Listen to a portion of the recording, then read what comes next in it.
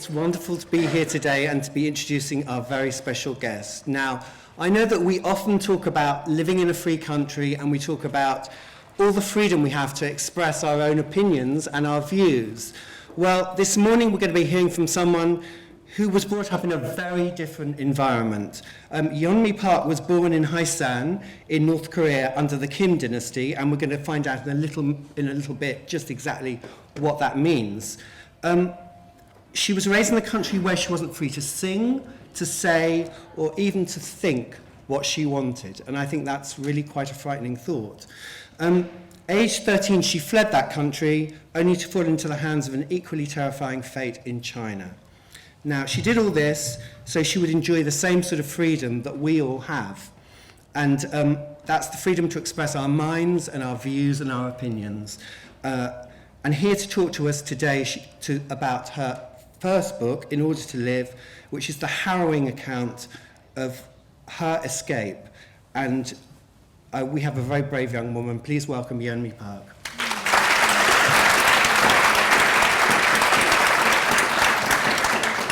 Now, Yeonmi, I think the first thing we need to talk about, really, because for a lot of us, North Korea, we know it's a concept and we know it's a very different sort of country, but we don't really understand quite the regime and how you were brought up. So let's talk a little bit about your childhood and growing up in North Korea. It's quite a different place, isn't it, from where we live here? Mm-hmm. Yeah, before I studied one an honor, I've never been to school like this. No. And to me, it's a new world. How come people live like this, peacefully, freely? And where I was born is totally different. Yeah. Where I was born, I didn't know. I never learned how many countries exist in the world. And I was not allowed to sing, like you said, dance or listen. And the first thing my mom told me was very different what I see here. Here, our parents encourage us, or our teachers encourage us to think, express our emotions. But the first thing my mom told me was not to even whisper, because the birds and mice can hear you. Right. And since I was young, I realized even if I say something, the birds and mice gonna hear me. And that's being in North Korea. Not only physically you are not free, but you are not allowed to think freely. And also, for here, Kim Jong-il and Kim Jong-un is a dictator and funny meme character. He's a joke. But for me, he was a god. I believed my dear leader could read my mind. And I thought he could do the miracles. And I was like you guys, going to school, and I learned about the world. And my world was quite different. School bell singing. School bell, yeah. Yes. I learned about Western world, and I learned about America and Japan. And my math problem was quite different. Here is like 2 orange and 2 plus orange, how many orange you have. But my math problem was quite different. It was like there are 4 American bastards and you kill 2 of them. And how many American bastards are left to kill? And I said 2 American bastards. And that was my education. And here I could not say just Americans. Yeah. I had to say American bastards. And I never knew what was Europeans. Yeah. I never knew what was Africa. I never knew what was Canada. My world was very narrow, and I never seen like satellite photo of North Korea and other countries. Yeah. So I never knew the outside the world was prosperous. Yeah. And I know at one point, I think towards the end of the book, you describe it as being like one big prison camp. And that sense of, were you very aware that you felt as though you were confined, that you couldn't get out? Oh, yeah, I describe it as a camp itself. It's a prison itself because nobody is allowed to leave. Yeah. I never knew what a passport is. And but I didn't find that it was different. I never knew North Korea was quite different than other countries. And also my life was very different because we have a very, we didn't have enough food. Yeah. So I remember seeing dead bodies on the streets. And that was something to me was very normal. And I never thought there was something wrong. And so during the 1990s, and during the 3 years, millions of people died for the starvation. And just somehow, it just struck me something is going wrong in our country. It's just more like, it's just this world is like this. Yeah. But I still like had to worship that our country is the best country in the world. Yeah. And you growing up, I mean, it's hard for us to understand, I suppose, because we don't, that feeling of hunger, but the scarcity of food was widespread, wasn't it? You were constantly hungry. You never had enough to eat. Yeah, it was thing because when I was young, many times I was hungry. Yeah. So when somebody asked me, "What's your dream?" then my dream was not being a president or being an actor or actress. My dream was having a bucket of bread. Yeah. And when you're hungry, all you think about is food. We don't have any luxury to think about what's your dream, you are talented, what's your hobby. And I remember because my grandma also, she ended her life before the hunger gets her. And I remember one morning I wake up and my grandmother was taking lots of medicines. And I was asking her, why you are taking so many medicines? And she was saying, Grandma, I just want to take some rest. And I was thinking, I was so young to know what that was. And I was playing outside and I came back and I was listening. My uncle was calling my grandmother to wake up. And I came to London this spring and I was very surprised. Spring here means life, the season of life. Everybody comes back to the life and flower grows, trees coming back, and we see the colors again. But to me, spring was, death, season of death, because people manage to survive to the winter. But when the spring comes, people die. They don't manage to survive. And one day my sister and I was walking up and we went to walk by the pond. And there was some guy who was dying. One young man, and his outside came out. But it's a shocking scene. It's a shocking scene. But I didn't know what compassion was. I never learned, nobody told me what compassion was. So I didn't feel anything. I was just seeing that person and, wow, human life can be less than animals. Yeah. And that looked very ugly to me. Yeah. I think a lot of the descriptions in the book, it reminded me a lot because of this totalitarian regime, and I'm sure a lot of you are very familiar with a book by George Orwell called 1984, and there's also, of course, Animal Farm, and I think there's an Animal Farm in all the bags that you've all got, so do have a read of that too later. But you talk about that as well, right, how Animal Farm, it was very redolent of your childhood, and it reminded you of growing up in North Korea. Because of those terrible impositions on you.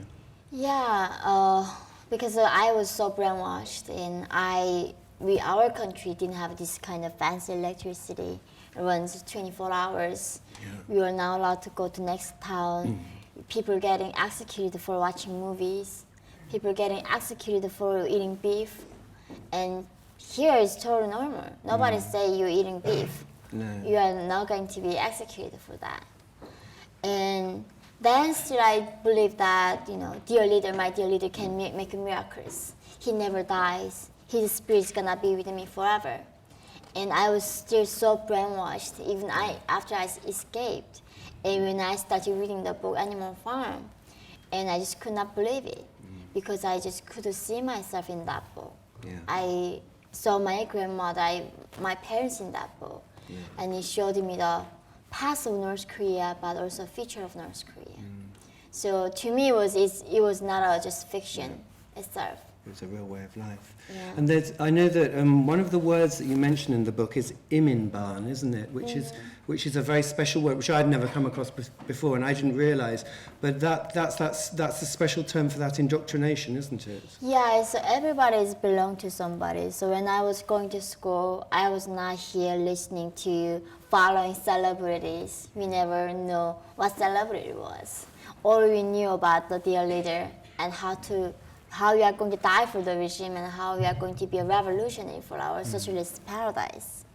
And then we have a class, that criticism session, and we have our dear leader's words, and we write it down and say, compared to dear leader's teaching, my behavior of this week was very sinful. And thank you, dear leader, for forgiving me my sin. And then I have to criticize my classmates. And according to this dear leader's teaching, you have done this wrong. So you have to compare, Right. And in the Iminban, it's the same thing. Everybody's belong to somewhere. So everybody's being watched. Nobody can do anything, just everybody watching each other. So that's why my mom, I thought spies on the schoolyard, spies watching me everywhere, following me everywhere.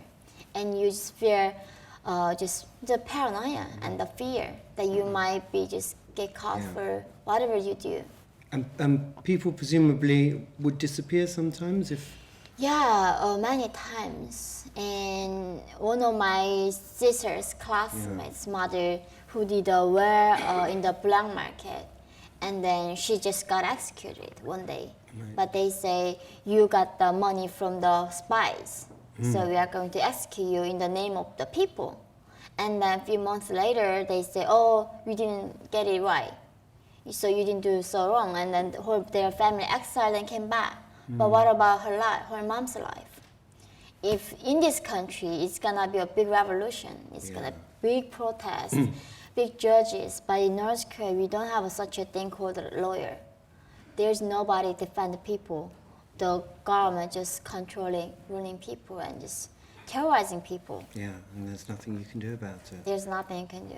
I think one of the other things that I thought was particularly poignant was when you were talking about the radios at home too, that how you constantly had radios that would be on, and it was all government controlled?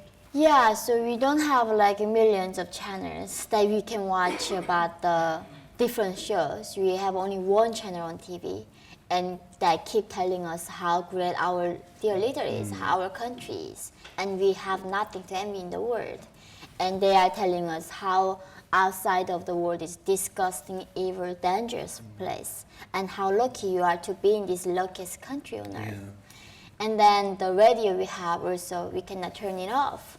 We can turn the volume down, but it sings a song every morning, bless out, let's keep our little socialist paradise from American bastards, and we are going to battle. And then when the radio beeps, we go to lunch all together. So everything is, the worst thing you can be in North Korea is being individualistic and being ambitious. That's the worst thing you can be. Yeah. And so different here, you have to be ambitious, you have to be individualistic, you have to be independent. But in North Korea, everything is collectivism. Collectively, we serve our dear leader. And it's totally different mentality. So you really, it's being worn down constantly, isn't it? There's no freedom at all to be an individual. So you don't even have a word for freedom. No. I didn't even know the concept of freedom. Gosh. And until I arrived in South Korea, I never learned what freedom was. That's just very frightening, isn't it? Now, well, let's talk a little bit, because obviously you're here now. We know that you escaped, you did get out. So what stage did you first realise that you needed to get away, you wanted to escape the country? When I was hungry. Yeah. Before that, actually, when I was in North Korea, I watched the movie Titanic. Yeah. Illegally, and people executed for that. But I managed to watch it. And when I was watching movie Titanic, I'm sure you guys all watched that, right? Right? Yeah. Okay. I'm worried that you guys too young, so you don't know what that movie is. Yeah, no, we've seen it. Okay. Yeah. But to me, that was not just love story. I was shocked how come possibly on earth somebody make a movie out of such a shameful story? Somebody dying for love in this movie. And I believe DiCaprio and the actor, the producer executed for that. And you may not know how grateful I was when I found out he was not executed. He was still there. I was like, oh my God, thank God, you're alive. He's still there, he's still going. Yeah, because that's it. Because in North Korea, there's no Romeo and Juliet. I never knew what Shakespeare was. There's no human stories. Every story is about the leader and the propaganda. And that's how you brainwashed at birth. And then I realized maybe that's how I just realized some sense of freedom, taste of freedom. Yeah. And I felt some humanity in that movie. But still I didn't know if I escape, there will be internet and the prosperous democracy is gonna be there. But also I watched the Chinese TV because I was living in the northern part.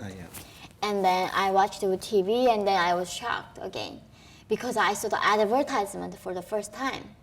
I was like, somebody making movie TV programs advertisement about the milk. And I never knew milk was out of cow.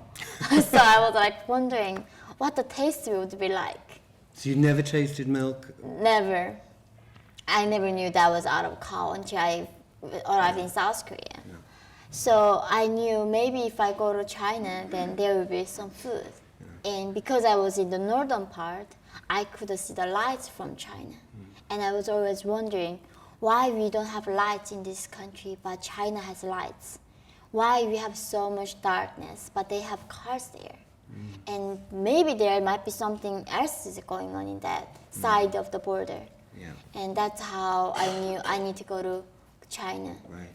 And I know that we were talking about the lights there and the electricity, but that's something else that we ought to mention is that there was you didn't have constant electricity, did you? No. I mean, during most of the time the electricity was switched off, so Yeah. the radio would only come on when the electricity was working. It's unimaginable when you press switch, the lights coming up, when you talk, my voice is going here. Oh my God, it's a miracle. I've never seen this kind of amazing thing in my life in North Korea. Yeah. So you knew that you had to get out. You were going to go. Now let's talk a little bit about your family too, because that's very important in this whole story. You had your mother and your father, and you had an older sister too, didn't you? Yes. And she made the break first. Well, you were going to go together, weren't you? Tell us about that. So we didn't know what was gonna happen if we go to China, but we just knew if we gotta go because we were starving there. I was eating grasshoppers, I was eating plants, I was eating dragonflies and frozen potatoes, anything I could get from the nature. Yeah. And even that, I'm saying, if I had enough frozen potato, I would not escape. But I didn't even have that. No. And just, when you are saying, it's kind of shy to say, I escaped for a bottle of rice. People might say, wow, you really risked for food? It's kind of not fancy story. Yeah. But I think it's a very basic thing. If you don't eat, you are going to die. Hunger means death in North Korea. It's not just you are being hungry. And then my sister and I was going to go together, but I had a stomach ache. Yeah. But doctors in the hospital, they don't have a good system to check. So they just removed my appendix. And I had to hospitalized, and my sister left China with her friend first. And a few days later, my sister left me a small note, go to find this person. And then we went to find the person, and that person told me, you can go to China today. Just the day I used to find the person. And my father would stay behind at home. Yeah. So, because we could not just stay back, we just didn't really have food. Yeah. And that's how I told my mom, we need to go to China. And I was 13 years old at that time. Gosh. And that was the last moment I became a child. And after that, I never could go back to a moment where I was a child. Yeah. I mean, unbelievable, really. Now, you're sitting here, you're 21 years old. I just 22. 22, just turned 22, okay. Yeah. And you've done so much, and well, you grew up, I guess, instantly, didn't you? I had to, you have no choice. I don't know who is 13 in this room, but I guess nobody. So is mum 13? A little bit older, maybe. Yeah. Oh, there you go. Someone 13, right, great. Wow, I was a baby. Yeah, and I thought I was a big girl that time. I just had to make a decision for my life. And now, did you have any inkling of once you were the first decision to make the break and get to China, quite how dangerous it was going to be, and what you were expecting on the other side? Did you have any idea about that? What I was expecting on the other side was not a freedom thing. I didn't know what that was. So I didn't escape for freedom. I just expected to be there some food for me. And I knew because I could be shot in any moment. In the border guards, 100 meters wide, the border guards with a gun standing there. And if they see somebody escaping, they can just shoot anytime they want. So I knew if I cross that river, I might get shot anytime. But that's the only option I had. And there's no turning back at that moment. And it was freezing cold, the river's frozen? Yeah, the rivers was frozen, but it was end of March, so it could be melting. So I was scared, what if I just melt down in the water? And what if somebody shoot me in the back? So, but the thing I learned is that you have the strength that we all don't know. When we are very desperate, when we are really facing the death, the strength that we don't know comes out, and you just do it. And that's what I witnessed. The force for life, the desire to live, is the strongest desire in the world. And your mother was with you at that stage too, wasn't she? That time she was with me, and then I just removed my appendix, so I was barely walking, but I just ran. And I remember I was running, and I should never get shot. And that's all I could think in the moment, just run and run. And that's how I got on the other side of the darkness. And then, of course, once you got to China, you discovered that far from being this fantastic, there were more problems waiting for you on the other side, really, weren't there?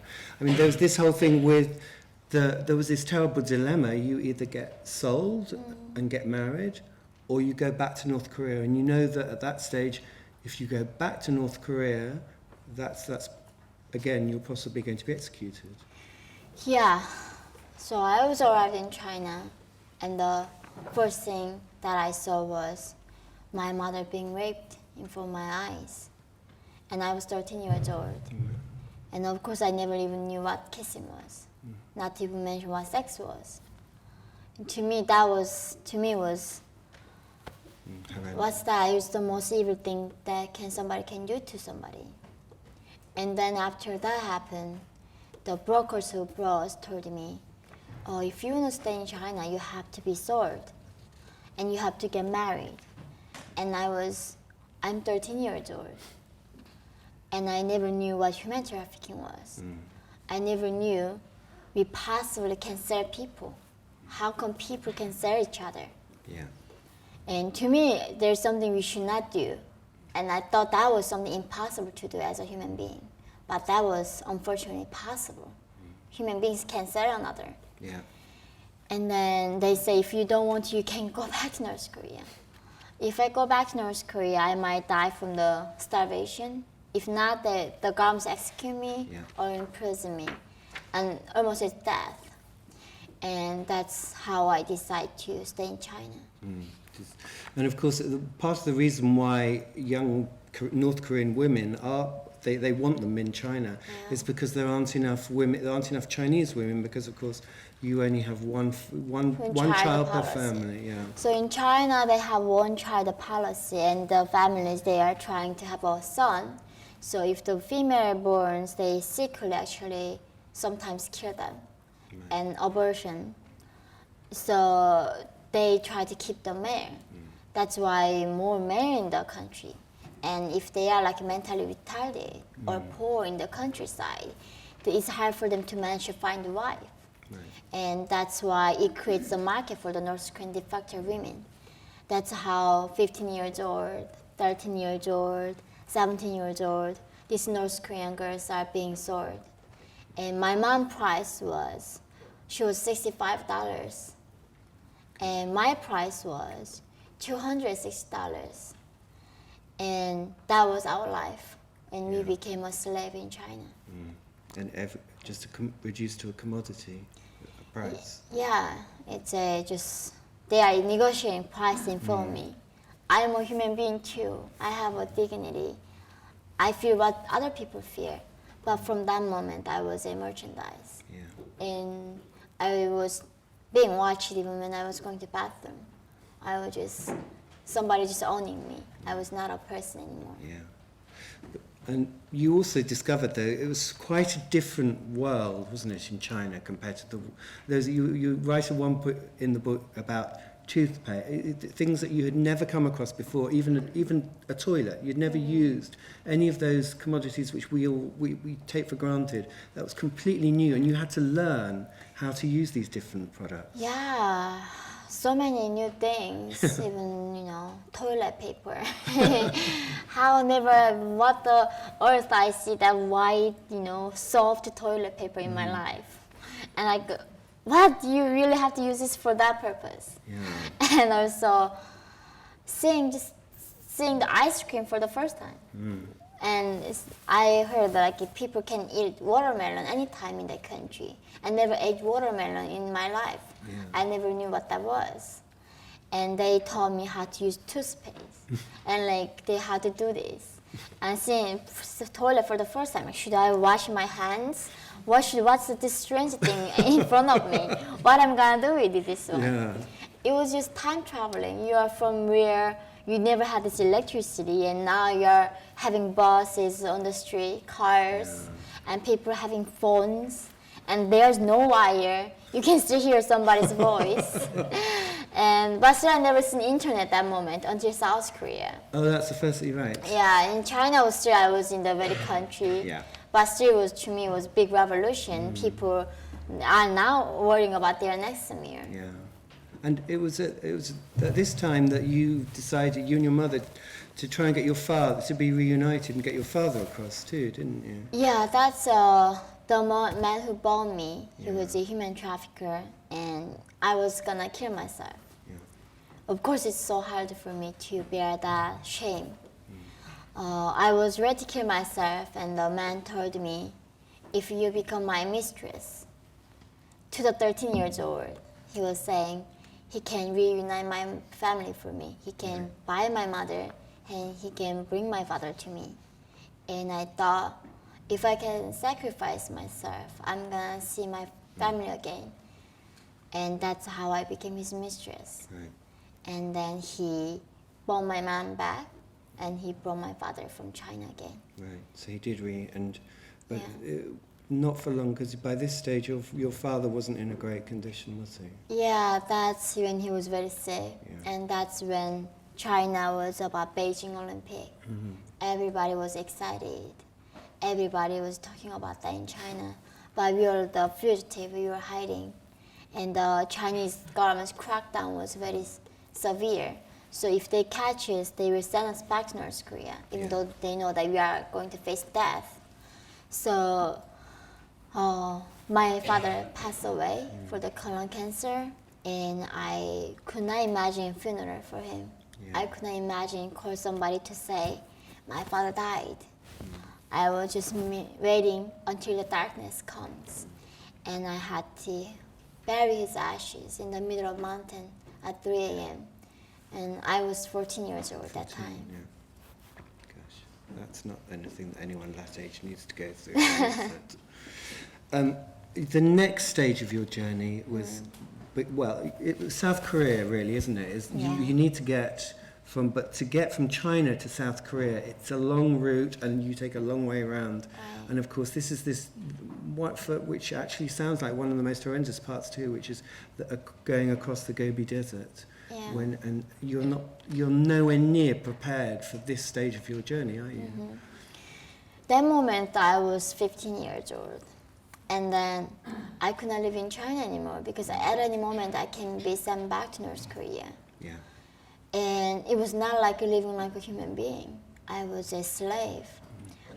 I had to be invisible. I cannot imagine here I'm saying I'm from North Korea. I had to be invisible. I should not be heard from anybody. Yeah. It was so hard. and there's no way I could work. There's no way I can feed myself. And luckily I met some Christian missionaries in China. Yeah. And they told me, if you go to South Korea, you will be free. Right. And that's the first moment I heard the word free. And I didn't know what that was. And I asked, what do you mean I will be free? And that person told me, means you can wear jeans, you can watch movies, and nobody gonna arrest you or execute you for that. And I thought, really, in the earth, people are allowed to do that? That's really great. I'm gonna risk my life for that.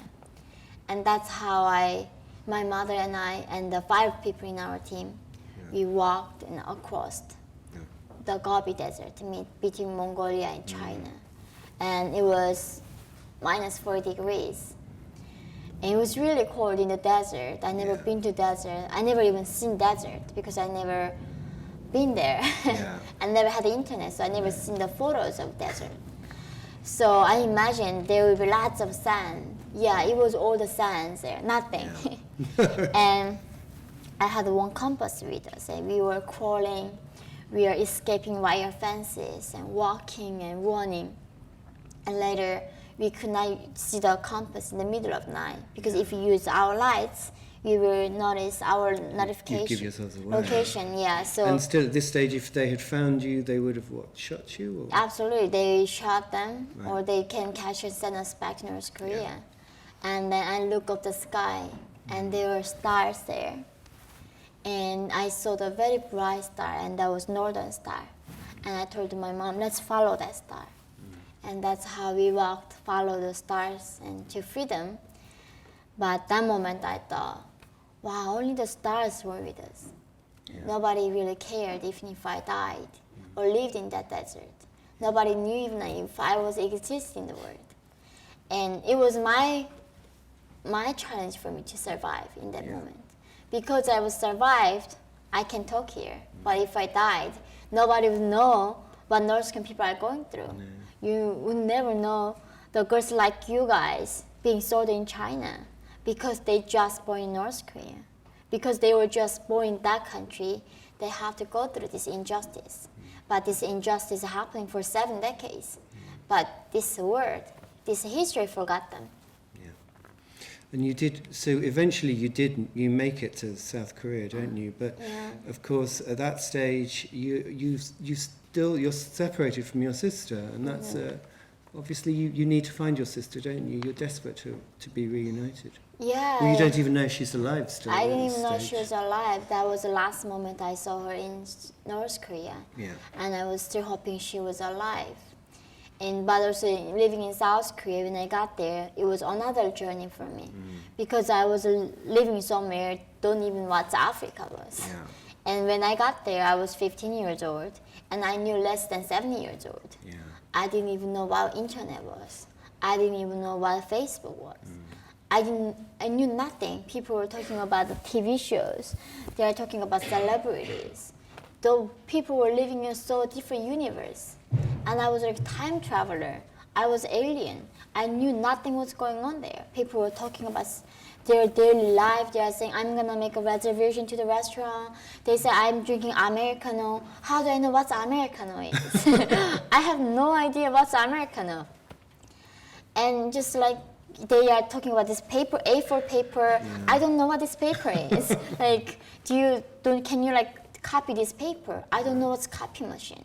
So how does the paper being copied, Just so new word. So your learning curve is just immense. And at this point in the book, you talk about actually the power of books and how that kind of guides you through. That becomes your education. You go to school, you study, and you work really hard, don't you? Yeah, when I was 15 years old and I had to start from the elementary school, I had to study, at this moment, not American bastards, but there are 5 oranges and 3 more bananas. How many fruits there, Different school books now. It's more colorful, more loving, more caring books. And learning about, how many countries in the world, what's Brighton, what's all different continents of the world. And also, South Korea, when I was arrived there, people had a very extreme discrimination towards North Korean defectors. So they saw us like, are you a spy? Why you are here? Why did you escape? And young age, it was very hard for me. I was so much older than them, and I need to go to very young girls in school, so I had to tell myself. And everybody told me, you are a loser. Because you are from communism country, you are not the hard worker. There are so many stereotypes against us. And that's how I started reading the books. Because the books only telling me you can do. So they said, book telling you no matter what, you can do it. So wow, that's cool. And that's how I was like reading and reading. And I had to read it in order to live. It was not just option for me. It was just, for me, it was life. It was oxygen. And voracious. You just seemed to read anything that you could get your hands on. Yeah. And also you started to, at this stage, your accent was just started to change, didn't it, a little bit? Because I was you determined. still had your North Korean accent. Yeah, I was presumably. determined to be a South Korean because there is no way I could survive as a North Korean. So I started changing my accent and I acted like South Koreans. And I told myself to forget the past. Because as a girl, in a traditional Asia country, to admit what you went through is almost end of the world. And I wanted to be normal like you guys, going to school, wearing school uniforms, dating, talking about celebrities, TV shows. I never had a luxury in my life. And that's all I wanted. Yeah. But with what I went through, nobody would accept me as their friend. They would see me like, you're so weird. That's the first reaction, you're so weird. And that was very hard for me. So I was extremely trying hard to be fit in that society and fit their mentality. Yeah. But these kids my age are going through in that society. And you were, was this around the time when you started watching Friends? Because didn't that... No, that was later. last year. Yeah, okay. Last year you were- January. I know you were saying that it helped you a hell of a lot with your English. That's how I learned English. By watching Friends, there you go. Right. Rachel and Ross. They taught me English unintentionally. That's fantastic. Yeah. Now, it's around this time that the TV show, because you did get to reunited with your sister eventually, didn't you? After But it was- 7 years later. But it was and wasn't it a TV show that you appeared on that kind of helped No, a little bit? I appeared on the show in order to find my try and sister. find your sister, yeah. But, it But didn't. she didn't see me on TV, and then she came to me last year. Yeah. So I just got reunited after all that year. Yeah. Both of us now is a big girl. You left when you were like a child. Yeah. Now you're adult. And you're making up for you. I guess there's an awful lot to. Well, she must have a story, I suppose, that's every bit as complex and as yours in a way. Yeah, it's she also went through another nightmare Yeah. that should not happen. Yeah. But the story belongs to her, Yeah, and that's she's her story. Yeah. now That's wants not to talk about it. So Now, I know that there's now another stage that's really happened in your life, which is this stage that brings us to the book and you talking and travelling around and becoming really an ambassador to talk about what's going on in North Korea.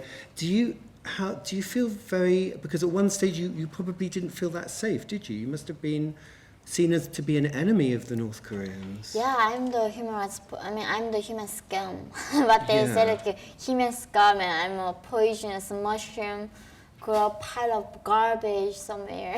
That's what North Korea denounced me. How they denounce me, and Right. they do use my relatives back in North Korea Right. and denounce me. So they actively. Even I'm a free person, Yeah. still I'm not free. They are still controlling. And even I'm speaking here, talking is very easy in this country, but because I was from North Korea, because what I'm saying is challenge the power against this dictatorship. So what I'm speaking is not free. Yeah. Somebody costing their price now. My relatives back in North Korea, these innocent people, they are paying price because I'm speaking out here. And it's really, freedom is not free. And for some people, we just born with that. But from so many people, they have to fight for it. And so many people, they don't get it, even they want. So it's very different world. Yeah, but I mean, I've been hugging you, and I know that there's a lot of people out there, and I'm sure you've got a lot of questions that you want to ask. So please do put your hand in the air if you've got a question that you would like to ask to Yeonmi. Is anyone? Yeah. If you just? Hi, could you stand? Yes, there's a microphone just coming to you. You weren't expecting that, were you? Is your mother and father still here, or did they get lost along the way? Your mother and father still here, or did they get lost along the way? He's asking. No, so my father passed away in China, and then my mom is in South Korea now. Right. Yeah. So your mum's back in South Korea, and No, she just escaped with me, Yeah. and she went to South Korea with me, and then from that moment she's just in Yeah. South Korea time. Okay. Yeah. Who else has got a question? Oh yeah, this Grace here. Hi. Grace, who's also from North Korea, aren't you? Right. Yeah, I know North Korea is very terrible and scary country, but is there any moment that you were missing North Korea, or like you hoping to go back to that country one day? How about you? The only reason that I want to go back is for my family, so I miss them.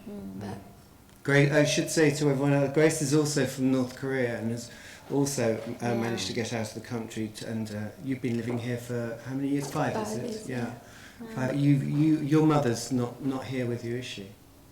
no. Oh. I think it's very hard for us to sort of understand how personal and how traumatic so many of these stories are. There's, for everyone who gets out, there's a really harrowing tale, isn't there? The sad thing to me is that somehow the narrative of North Koreans, in many times not people. It's some people, living in a very weird country and brainwashed. Yeah. And they might be very too different from us. And we don't know, just these people going through this, the people just like us. The one thing I realized, we are all same. No matter what we say, what language we speak, however we look, we are all same human beings. And if you miss your relatives, if you love your family, love your friends, same for me too. And North Korea is horror country, is nightmare, but there are lives there, and there are 25 million people living in that country, and that's what I'm missing. Yeah. Because of there's people, there's a life, and there's a hope. Yeah. So that's why I have hope that nothing is forever, and that's what history taught us. Nazi Germany, Berlin Wall, all collapsed. And North Korean people have hope too. Why not North Koreans? Why not them? Why they can't fly to here, London, and meet you guys? Why we cannot just go to North Korea and have fun there? I'm sure that they will come. Yeah.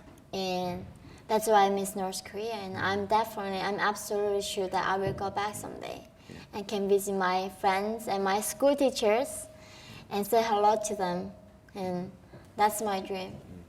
And when you were growing up, your grandmother told you stories, didn't she? Is it Chosun? Is it the name of Chosun. Which is the united Korea as it was No, in the so, past, yeah. or an idealized? No, Joseon is the name before our new country, but North Korea is still Joseon. They don't call themselves. It's still Joseon, and that was our very first name of Korea. Okay. And then my grandma told me, come back to her grave, tell her that when the Joseon is whole, when the people reunited again. And she told me, I don't know if I'm gonna see the reunification before I die, but she have not seen it. And unfortunately, my mom telling me now, tell me someday when you see the whole Korea, and come back to me, and finally, the Korea is whole now. But so many people hoping for this, and so many people lost their life. But so many people are going through this hell now. But the thing is, not many people are knowing about this. Because we know from the news, crazy dictator have massive parade and nothing we can do about it, but we just don't know these forgotten people and faceless victims. Yeah. And actually, that's the great thing about the book, is that books are incredibly powerful and spread a message, don't they? Thank you. Thank you. Was there anyone else who had a question for Yeonmi? Yeah, there's a girl just at the back. What country are you living at now or at the moment? I live in Manhattan, New York.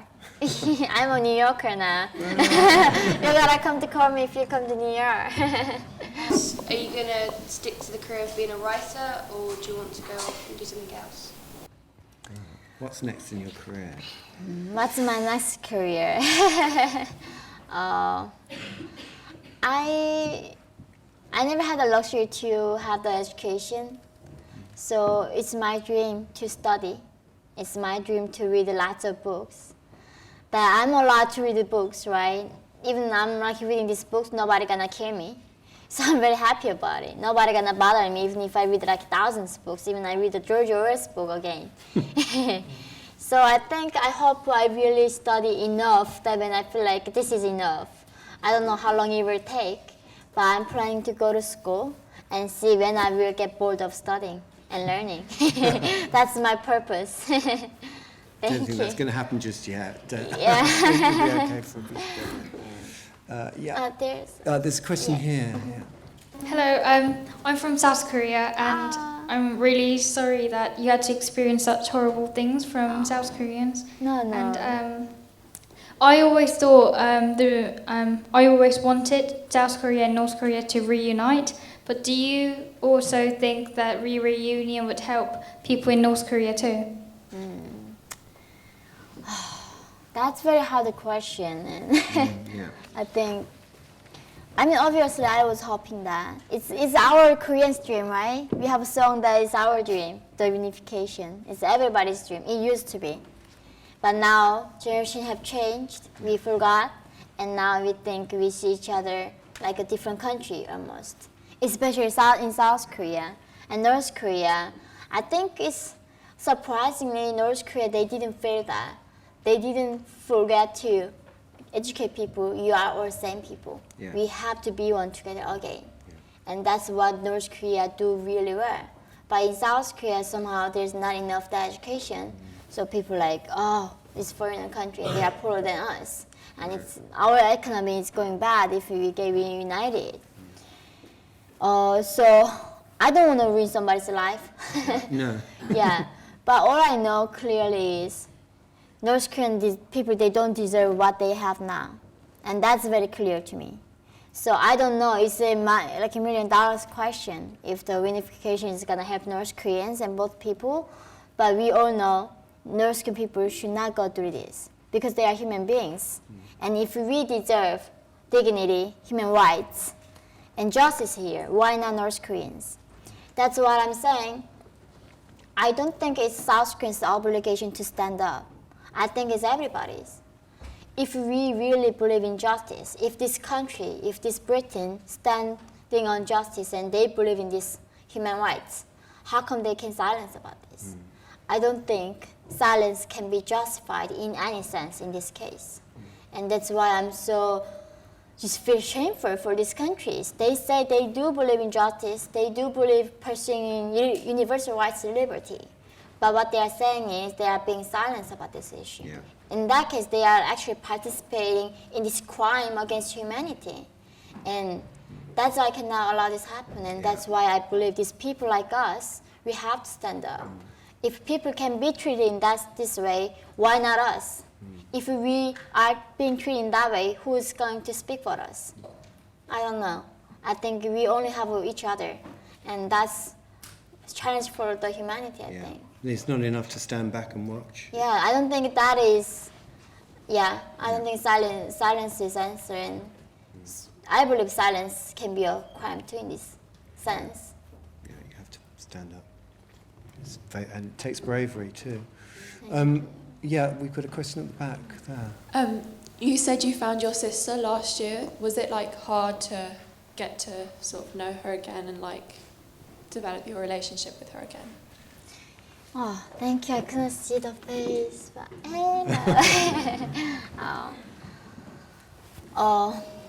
Yeah, it was very unexpected. I thought if I find her, that was gonna be it. We will all be happy again. But if you go through so much, sometimes it's hard to undo it. Yeah.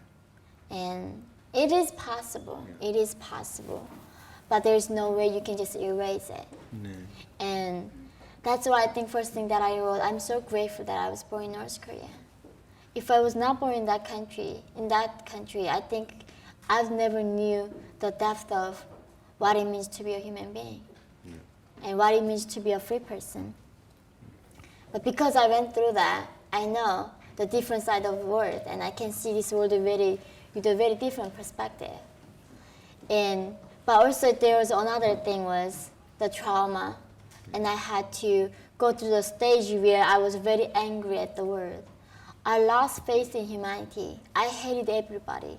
The scariest thing to me was people, because they could do so much horrible thing to each other.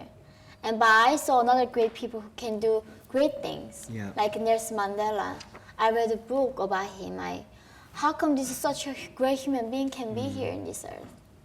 And I think that's how I restored my faith in humanity. And that's from that anger moment I go through where now I'm grateful what I went through and embrace what I went through. And I don't regret. And I can say that I'm going to do the exact same thing to be free again. And my sister went through the same thing.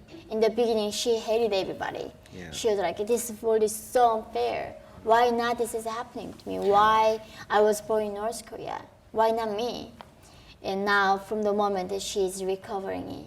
So rather than undoing it, we just try to embrace it and try to learn what can we do about our experience. So it was a whole journey, another journey. We open our heart and to see each other as a sister. And because she saw me last time was when I was 13 years old. Yeah. So she didn't want to believe I was a girl. She didn't want me to wear makeups. So you're a baby, what are you doing? And she was like, you gotta come home early. So she was playing a big sister role. They're always like that, big sisters, aren't they? I know, and now sister is seeing me as a 22 years old, finally. Yeah, finally grown up. Yeah, finally somehow after that, both of us, somehow we felt the time stopped there. Yeah. We stopped growing. So she kept telling me, I feel like I'm still 16 years old. The moment I left North Korea and feel like I never grew up. And I didn't know what trauma was that moment. No. And later I found out that's what traumatized people do. Right. They feel like they stopped that moment. Yeah. And that's when you lost it from that moment. And now we feel like I'm 22 and she's 24. So, there's a little bit of, it'll sort itself out eventually, won't it? Yeah, it's all good now. It just now. takes some time. Yeah, it takes some time. I think we've got time for one last question. There's a boy here who's got a question for us. You said that you described the education as a luxury. Does it infuriate you that people in our country, in the US, would take such a thing for granted? Because I can be very biased. When I was in America, I had a friend, and she was crying in the morning. And I was like, why are you crying? And then she was saying, my boyfriend didn't call me. And she was very upset. I go, you think that is a problem? Some people dying for food now. Let me tell you about problems. I know. And I never get people who got upset, they were so irritated by, they couldn't find a parking spot. I never knew that can be a problem. So I had some lack of sympathy for those kind of small problems. And to me, of course, I remember when I was in North Korea, I liked the books since I was young, but all my books was about the Kim Il-sung, how he conquered the world and freed all humanity. But I was remembering in the moonlight, we don't have electricity, I was trying to read something. And my mom was telling me, don't read it, your eye is gonna go bad. And to me, it's and also I was remembering I had one pencil, and it's too precious for us. So you use end, and then you put something behind, you use it again, so you use it until this moment. And you would never imagine you have one pen for yourself. And if you have one pen, you only like use the very important moment. And like papers, we didn't have papers, so we had a very, very thick, dark thing, and then we write something, and then we like erase it again and use it again. And then many times we didn't have the drawing books. We go out the schoolyard, we draw something there. Right. And so I don't know even like the luxury or granted is the right word in this part, because it's just people in North Korea. They don't know it. They just don't know it. We don't even have a pen to study. So I think definitely it is, because I know life can be hard here too. Yeah. I never lived here, so I don't know why we are going through here. But I think, yeah, this is a paradise. This is heaven. We should not complain for what we are having here. I think that's what I believe. I don't know if I can say, but yeah, should not. That's not, I think. It's a lot somehow in front of the people who doesn't even have a pen to write something. Well, I'm sure that a lot of us will feel that, having listened to you today, we feel a lot more fortunate with our own lives than we probably did before we spoke to you, Yeonmi. And I know that we've been incredibly lucky, because I know you're travelling all over the world to talk about your book and to make these issues public. And all we can say is thank you so much for joining us here today. It's been an absolute privilege and an honour. Thank you very much, everyone. Yeonmi. So lovely.